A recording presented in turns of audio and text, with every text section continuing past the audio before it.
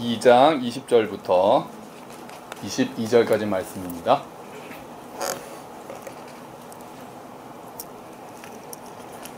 오늘 정말 그득합니다. 지난주에 저희 18명 예배 드렸거든요. 오늘 또 그득하니까 또 건강하게 오셔서 저희가 마음이 좋네요. 오늘 또 승민 형제는 지금 한라산 정상에 있다고 연락이 왔습니다. 그래서 제가 온 교인이 합심으로 비 오게 해달라고 제가 오늘부터 기도하겠다고 그랬습니다. 자, 우리 에베소서 2장 20절부터 22절까지 말씀 우리 한 목소리로 읽도록 하겠습니다. 너희는 사도들과 선지자들의 터 위에 세우심을 입은 자라. 그리스도 예수께서 친히 모퉁이 돌이 되셨느니라. 그의 안에서 건물마다 서로 연결하여 주 안에서 성전이 되어가고 너희도 성령 안에서 하나님이 거하실 처소가 되기 위하여 그리스도 예수 안에서 함께 지어져 가느니라. 아멘. 메시지 성경 주부에 있는 거 제가 읽어드릴게요. 하나님은 한 집을 짓고 계십니다.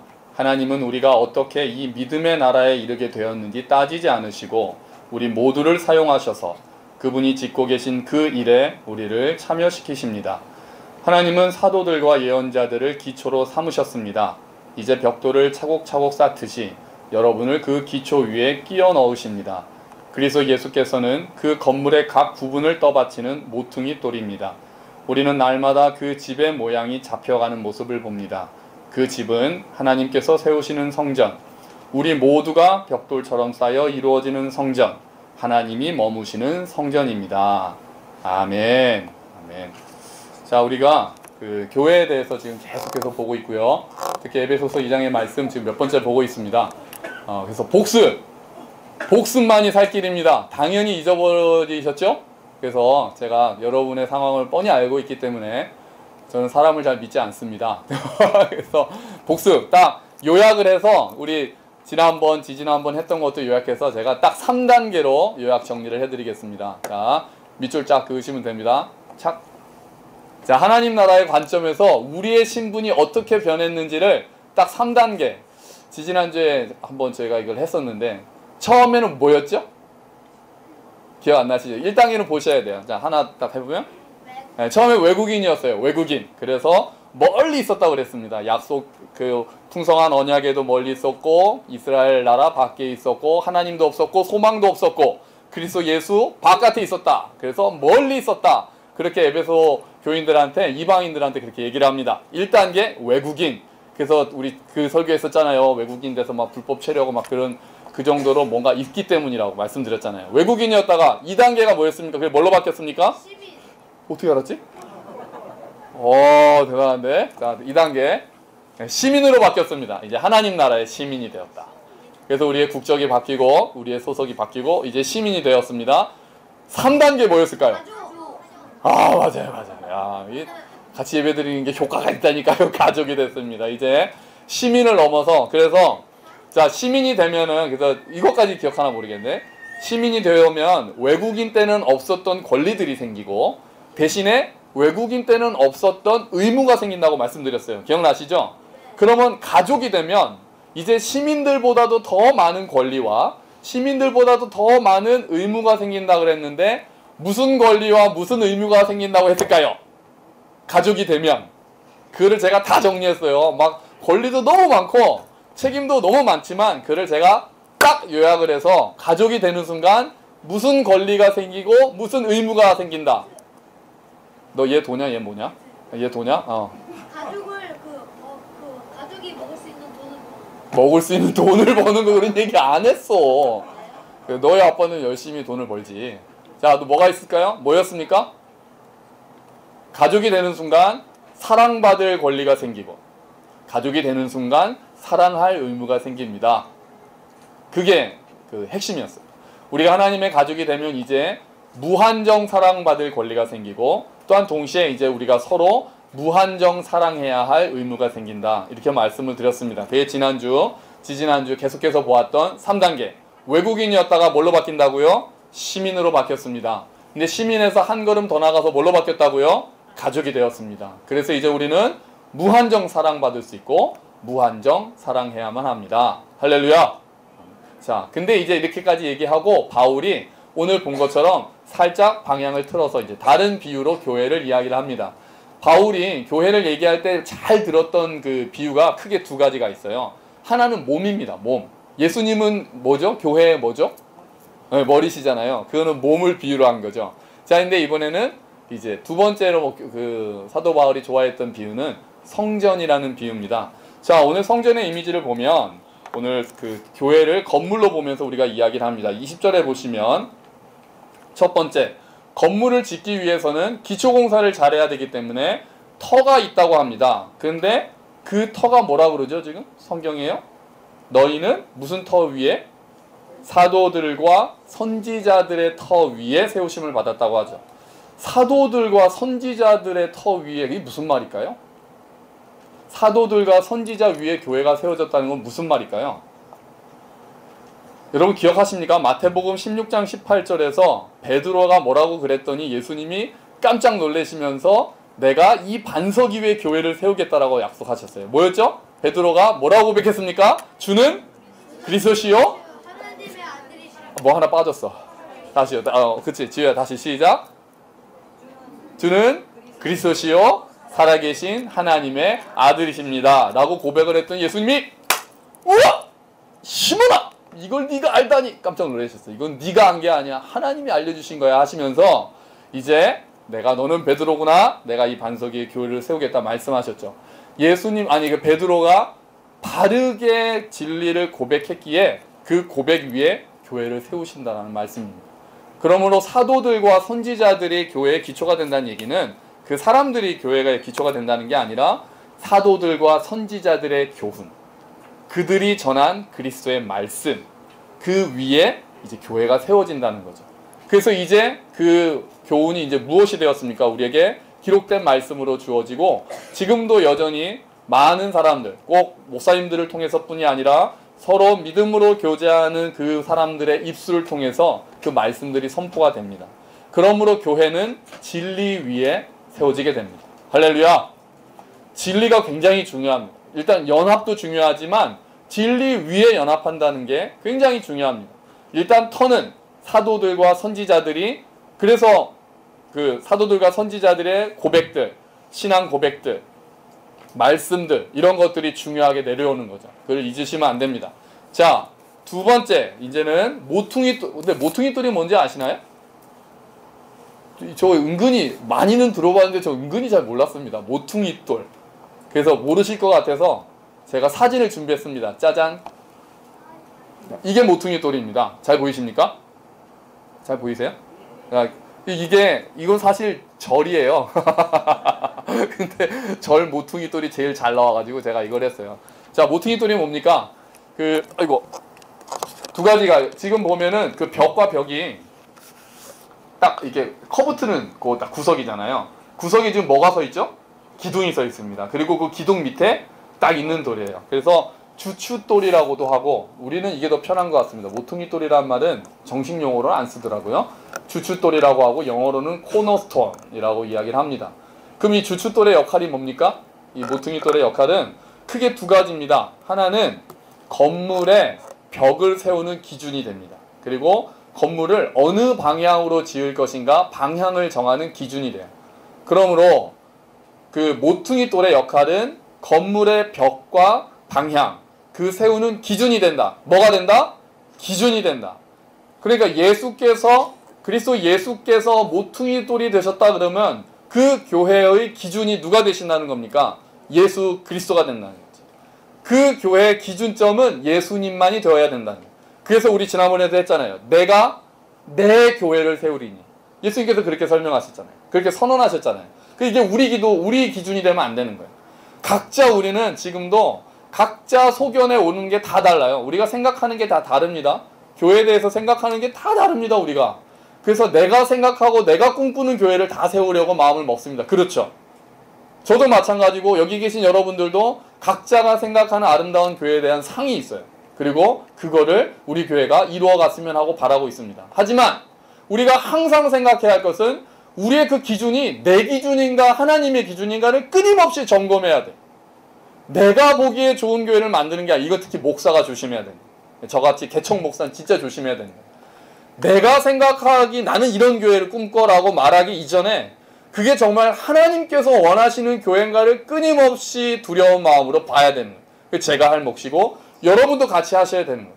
나는 이런 교회, 뭐 대형교회는 우리 대형교회 비판하기는 얼마나 쉽습니까? 그런데 크다고 나쁜 교회가 아니고 작다고 좋은 교회는 아닌 거잖아요. 그 하나님 시각에는 어떨지 우리는 모르는 거예요. 크니까 좋다는 것도 틀리지만 크니까 틀리다는 것도 틀린 거예요. 정말 그 교회가 하나님의 기준에 맞는가, 예수 그리스도의 기준에 맞는가는 사실 우리는 알기가 어렵습니다. 그러므로 함부로 다른 사람들을 비판하기 이전에 우리 교회가 예수 그리스도의 뜻대로 그 기준으로 서가고 있느냐, 거기에 우리는 집중해야 되는 거예요. 물론 건전하게 비판하고 서로 권면하는 건 필요하겠지만, 우리가 뻑하면, 우리가 작은 교회가 꼭 대형교회를 비판하거든요. 뻑하면 대형교회 만만하게 무슨 교회, 뭐뭐의 교회, 이런 교회가 어떻다는 등 그런 얘기 할 필요 별로 없습니다. 별로 없어요. 우리 얼굴에 우리가 침뱉는, 우리는 그냥 그 교회에서도 하나님께서 임하시고 그 교회에서도 신실한 남은 자들이 있기에 또 감사하고, 그들이 할 수 있는 일들이 또 있잖아요. 크게 많이 또 좋은 일을 하잖아요. 또 감사하고, 아쉬운 점은 우리가 기도하고, 또 우리 교회가 예수 그리스도의 기준으로 잘 커가고 있는가, 거기에 집중해야 되는 거예요. 거기에. 두 번째, 이 모퉁이 똘이 하고 있는 게 두 번째 역할이 굉장히 중요한 역할이 있습니다. 뭘까요? 그림을 보고 알아맞추시면 대단한 영빨. 뭘까요? 아니 그거 아니야. 한 주 빠졌더니 헷갈려. 자, 아니야. 자, 뭘까요? 이 주춧돌, 요 모퉁이 똘이 있어서, 이거 뭐라고, 이게 사실 그 성경에 답이 있어요. 성경에 답이 있어요. 21절에 답이 있어요. 뭘까요? 건물이 답이 아니고 뭐? 은효가 맞췄네. 연결하는 거예요. 이 모퉁이 똘의 역할은 이쪽 벽하고 이쪽 벽을 이제 짠 연결하는 거예요. 그러니까 예수 그리스도의 역할은, 교회에서 예수 그리스도의 역할이, 예수님이 모퉁이 똘이라 그러면 첫 번째는 그 교회의 기준이 된다. 두 번째는 예수 그리스도께서 연결시켜 주시는 그 모퉁이 똘의 역할을 하신다는 거죠. 그러므로 우리는 뭘로 연결되어 있습니까? 예수 그리스도로 연결되어 있는 자들입니다. 할렐루야! 이게 어려워요. 이게 생각보다 어렵습니다. 왜냐하면 특히 저희 개척교회는 이 중에 저희 가족이 12명. 저희 가족은 예수 그리스도로 연결된 게 아니라 피로 연결되어 있죠. 교회가 정으로 연결되기가 쉽다는 거예요. 무슨 말씀인지 아시죠? 이게 굉장히 참 쉽지 않은 부분인데, 정말 내가 그냥 오래 알았기 때문에 친해서 모인 교회가 너무 많습니다. 그게 틀린 건 아니고 잘못된 건 아니죠. 가족이 되어 있으니까요. 그런데 예수 그리스도의 진리로, 예수 그리스도로 우리가 하나 됐다라는 말은 당연히 합니다. 그냥 우리는 주 안에 사냐, 이런 말 맨날 하잖아요, 교회에. 그런데 사실은 같이 오랫동안 얼굴을 보고 익숙해지니까 친해져 있는 경우가 많은 거예요. 여기 오신, 또 처음에 오신 분들도 저랑 친해서 오신 분들이 꽤 있다니까요. 뭐 저만 예수 그리스도를 진리로 하고 살겠습니까? 딴 교회도 하죠. 그런데 친하니까, 또 10년 전부터 봤으니까, 그때 좋았으니까, 그래서 온 경우가 많단 말이에요. 그러니까 그게 틀린 건 아니죠. 좋은 거죠. 그런데 교회가 거기에 머물러 있으면 이제 딱 그냥 그 동아리가 되는 거예요. 동아리가. 믿음으로 새로 만약에 누가 예수를 믿고 이제 그리스도의 이름으로 한 교인이 되겠다고 왔다고 치자고요. 근데 그 사람하고 우리는 처음 봐요. 10년 동안 같이 알았던 사람이 아니니까 왠지 자꾸 이게 벽이 느껴지고, 그러면 우리가 또래 모임이 되고 있구나라고 반성해야 돼요.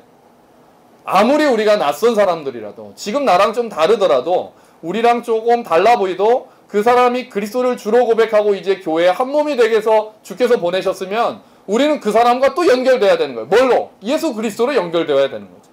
지난번에 내가 삼각형 비율을 말씀드렸어요. 할 때마다 삼각형이 잘 없어요. 또 이렇게 만드네. 뭐였습니까? 이 사람과 이 사람이 가까워지기 위해서 이렇게 가는 경우는 어디나 있지만, 예수 그리스도라는 꼭지점을 향해서 둘이 같이 나아가면은 두 사람의 사이가 가까워진다고 말씀드렸잖아요. 예수 그리스도로 인하여 연결된다는 건 그런 거예요. 각자가 예수 그리스도께로 가까이 나아갔을 때 서로의 상대방과의 거리가 좁아지는 거죠. 그냥 우리 맨날 만나서 차 마십시다, 영화 봅시다, 놀러 갑시다 라고 해서 친해지는 것을 넘어서, 그것도 좋은 거예요. 근데 거기서 머물러 있으면 안 되고, 함께 예수를 향하여 나아감으로 가까워지고 예수로 인하여 연결되는 곳이 교회가 되는 거죠. 그러지 않았으면 에베소 교회가 유대인과 이방인이 하나 될 수가 없었습니다. 그들은 수천 년 동안 원수였던 사람들이에요. 근데 바울은 지금 엄청난 얘기를 하고 있는 거죠. 이제 예수 안에서 너희는 연결됐다. 이제 하나다. 그러므로 지금 우리는 이제 예수가 우리가 하나됨의 진짜 중요한 요소인가를 봐야 됩니다. 그러지 않으면 우리도 친한 모임으로 끝나는 거예요.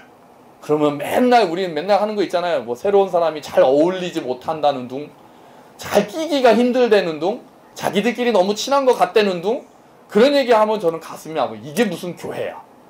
교회는 그런 곳이 아니거든. 물론 솔직히 오래 살기면 좀 익숙한 게 있고 편한 게 있죠.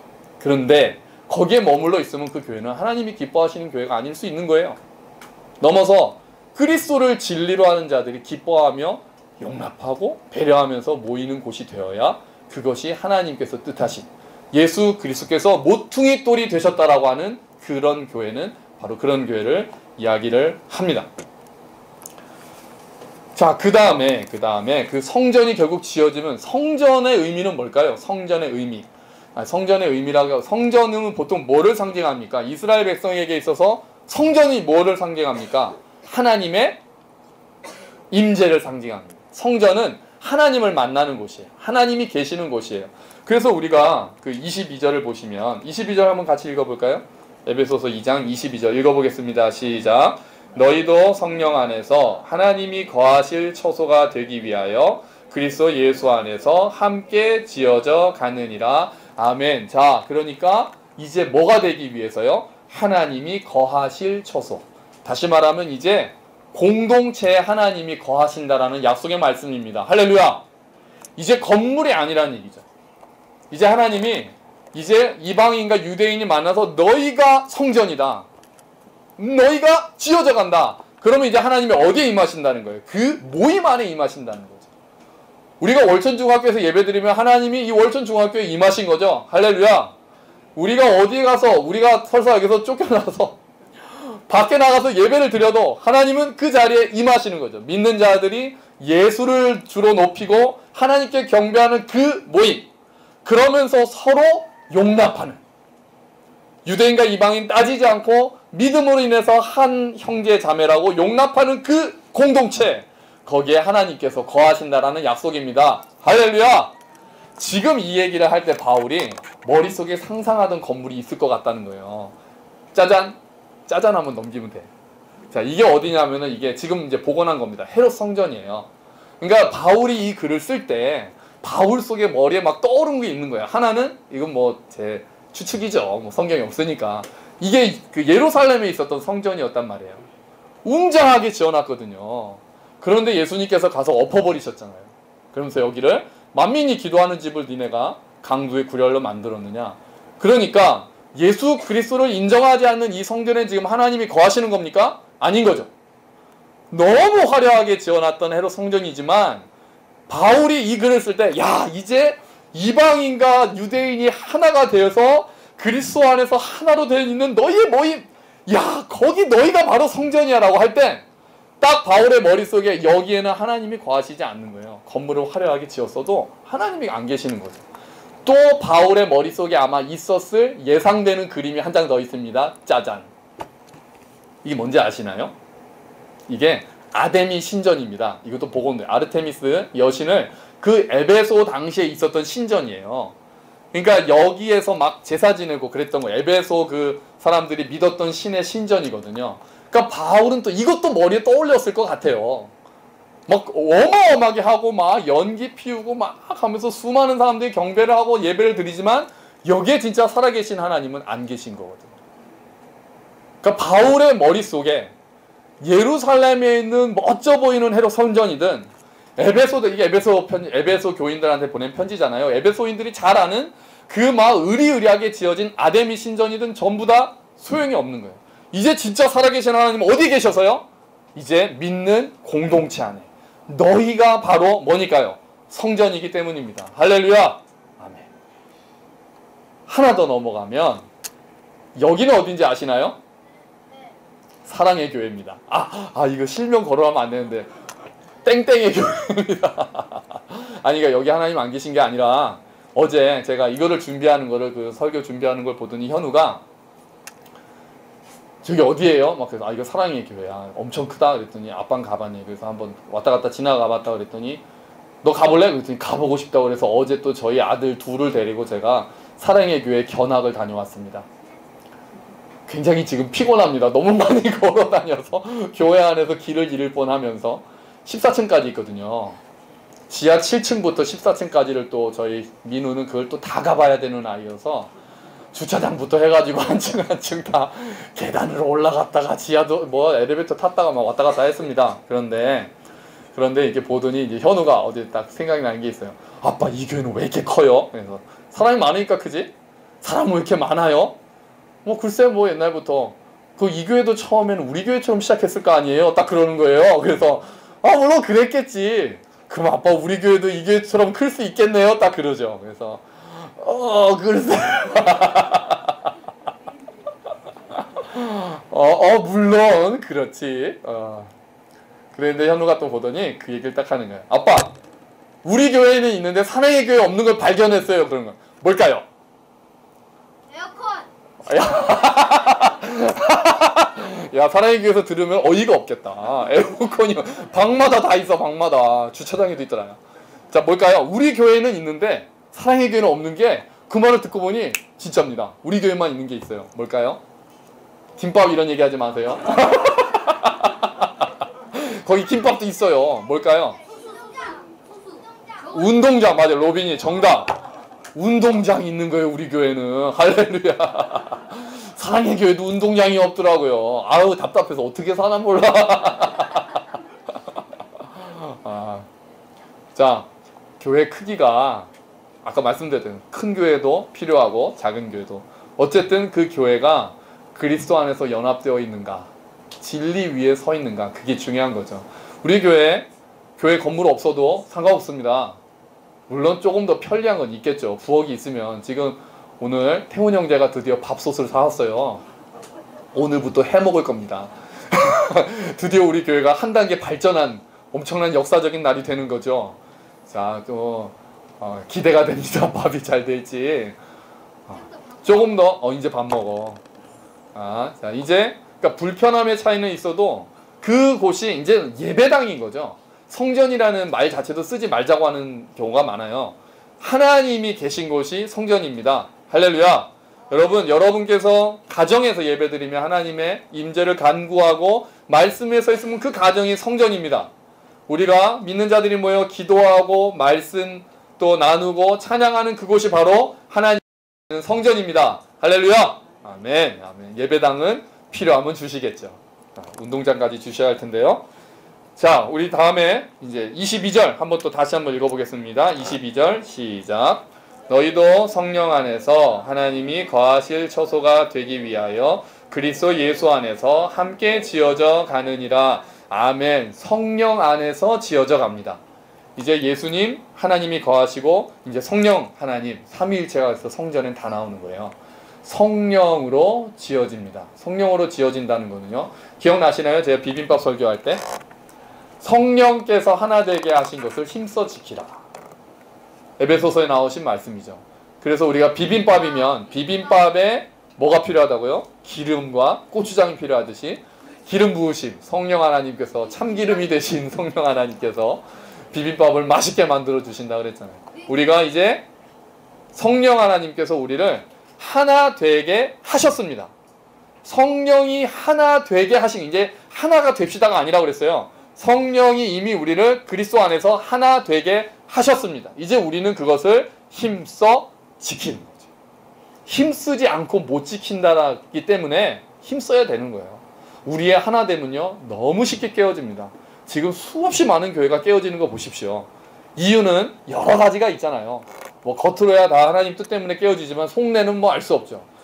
다 욕심과 뭐 어쨌든 또 여러 가지 이유 때문에 교회가 깨지고 있지 않습니까? 하나 되게 하신 것은 힘써야만 지켜지는 것이죠. 자, 마지막으로 우리가 보아야 하는 것은 우리가 방금 읽었던 그 부분입니다. 함께 지어져 가느니라. 지어져 간다죠. 성전 건축이 그러니까 지어져 간다는 건 뭐를 나타내고 있습니까? 진행을 나타내고 있는 거예요. 지금 우리는 아직 공사 중인 거죠. 함께 지어져 가고 있는 거죠. 예수 그리스도께서 세우신 그 모퉁이 돌이 되신 성전이 한 큐에 짠! 짜잔! 이렇게 만들어지는 게 아니라 지어져 가고 있는 거죠. 지금도 지어져 가는 곳 하나 있습니다. 짜잔! 여기가 어딘지 아시나요? 여기 직접 보신 분도 계시는 걸 알고 있습니다. 바르셀로나에 있는 가우디 성전이라는 곳입니다. 가우디라는 사람이 지었는데요. 지금 이 성전이 130년째 건축 중입니다. 그 사람은 이미 진작 죽었고요. 죽었겠죠, 당연히. 이거 잘 되고 있나 밖에서 보다가 전차에 치여 죽었다고 합니다. 이 가우디라는 사람이 짓고 있는 성당인데 그 사람 죽었고요. 130년이 걸렸는데 아직도 짓고 있고 완공 예정이 2026년이에요.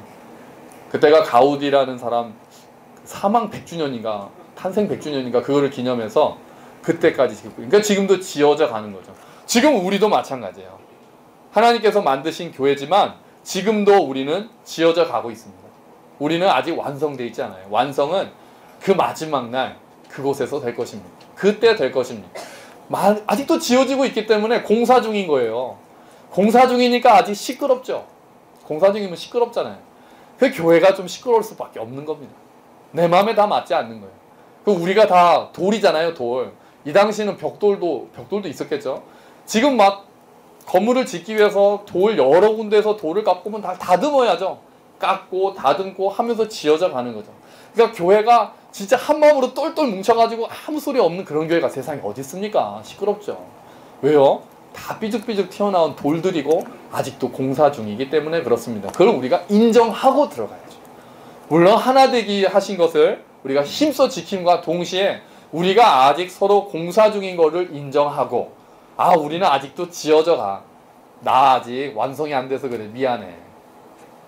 너 공사 중이지 이러시면 안 되고 우리가 서로 인정하는 거예요. 우리가 아직도 공사 중이야. 우리 교회는 계속 지어져 가. 이제 하나님께서 이곳에 점점 더 많은 사람들은 그리스도를 주로 섬기는 사람들을 만나게 하시겠죠. 그러면서 교회가 커갈 것입니다. 계속해서 공사는 진행이 되겠죠. 마지막 그날까지 그날 완성되는 더 완전히 성전이 완성되면 어떻게 되는지 아십니까? 성전이 없어집니다. 요한계시록에 보면 더 이상 성전이 없다고 그러거든요. 완성이 되는 순간 이제 성전은 원래 뭐라 그랬어요? 하나님의 임재라 그랬잖아요. 천국은 하나님이 충만히 임해 계시기 때문에 성전은 완성되는 순간 사라집니다. 더 이상 필요가 없게 되는 거예요. 이제 완벽하게 하나님께서 거하실 것이기 때문에. 여러분 우리는 함께 지어져 가고 있습니다. 할렐루야. 그렇기 때문에 부족한 것도 있습니다. 공사 중이니까요. 저도 부족한 목사죠. 공사 중입니다. 여러분도 서로도 공사 중입니다. 하지만 우리가 그리스도 예수가 우리의 모퉁이 돌이심을 믿고 알고 우리가 그곳으로 인하여 예수로 인하여 연결되었다는 사실, 성령께서 이미 우리를 하나 되게 하셨다는 것을 간절히 마음속에 기억하고 정말 주께서 이 공동체에 임하시고 계시다라는 사실을 감사함으로 믿고 경배할 때 하나님께서 이곳에 좌정하시기를 기뻐하시고 이곳에 충만히 임하셔서 이곳을 통해서 많은 자들이 진리를 알게 되고 이곳을 통해서 많은 사람들이 그리스도의 사랑을 경험하게 되는 놀라운 일들이 일어날 것을 믿습니다. 우리가 서로 함께 주 안에서 건물마다 연결되어 감사함으로 믿음으로 충만하게 튼튼하게 지어져 가시기를 주의 이름으로 축원합니다. 아멘. 우리 함께 기도합시다. 주님, 우리가 지어져 갑니다. 우리가 성전입니다. 주님, 이곳에 하나님께서 임하심을 감사드립니다. 우리가 진리 위에 잘 서게 하시고 믿음 위에 잘 서게 하시고 서로 용납하면서 공사 중임을 인정하면서 잘할 수 있도록 함께 잘 지어져가는 우리 교회가 되게 하여 주시옵소서. 우리 함께 기도하겠습니다. 하나님 아버지 감사합니다. 주님 말씀을 나누게 하시고 지어져가게 하시니 감사합니다. 하나님 진리 위에 서기를 원합니다. 진리 위에 자라기를 원합니다. 오 주여 은혜를 베풀어 주시옵소서. 오 주여 은혜를 베풀어 주시옵소서. 이곳에 하나님께서 임하시고 그 인을 인하여 감사드리고 하나님 감격하며 튼튼히 지어져가게 해 주시옵소서. 공사 중임을 인정하게 하시고 하나님 서로의 연약함들을 알게 하시고 오 하나님, 그런 연약함들을 보며 지어져 갈 수 있도록 하여 주시옵소서. 하나님, 성령께서 우리를 하나 되게 하셨습니다. 다름을 보기 전에 한 하나님을 모시고 있다라는 같음을 먼저 보게 하시고, 하나님, 그것을 인하여 우리가 기뻐하며 우리가 부족함을 인정하며 나를 받아주신 하나님의 그 크신 사랑에 감격하며 하나님 자라갈 수 있도록 주여 도와주시옵소서. 오 주님, 우리의 하나님의 은혜가 충만히 임하여 하나님께서 거하시기 아름다운 좌정하시기를 기뻐하는 성전이 되게 하여 주시옵소서. 오 주님, 감사합니다. 사랑의 하나님, 감사합니다. 하나님, 예수 그리스도께서 친히 모퉁이 돌이 되셔서 우리를 교회로 불러주셨고, 우리가 이제 예수로 인하여 연결되며 자라갑니다. 주님, 우리 부족한 것 많지만 하나님께서 거하시기에 기뻐하실 수 있는 그런 교회로 자라가길 원합니다. 우리가 믿음의 공동체가 되어 진리 위에 바로 서 가기를 하나님 간구합니다. 그래서 진리가 선포되고 사랑이 나누어지는 귀한 교회 모임이 될 수 있도록 주여 은혜를 베풀어 주시옵소서. 감사합니다. 이 모든 말씀 예수 그리스도의 이름으로 기도합니다. 아멘. 감사합니다. 우리 다 같이 일어서셔서